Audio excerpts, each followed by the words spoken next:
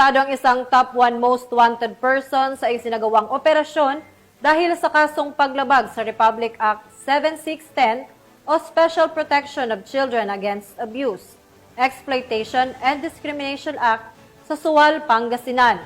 Police Corporal Joanna Marie de los Santos sa balita.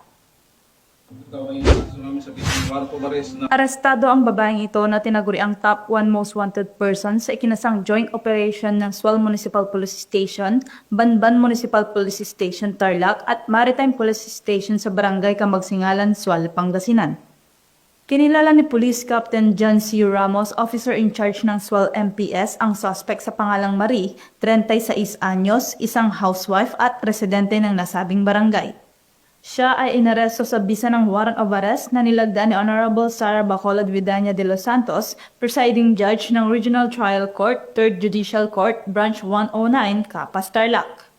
Haharap ang suspect sa kasong paglabag sa Republic Act 7610 o Special Protection of Children Against Abuse, Exploitation and Discrimination Act sa ilalim ng Criminal Case Number L-9770 na may itinakdang piyansa na 80,000 pesos.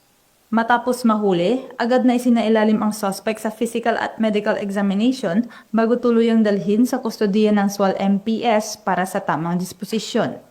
Tiniyak naman ng pulisya na magpapatuloy ang kanilang masinsinang operasyon laban sa mga wanted persons upang mapangalagaan ang kapayapaan at kaligtasan ng komunidad. Mula dito sa Ilocos Region, ako ang iyong PNN Correspondent, Police Corporal Joanna Marie de los Santos, alagad ng batas, tagataguyod ng balitang pulis.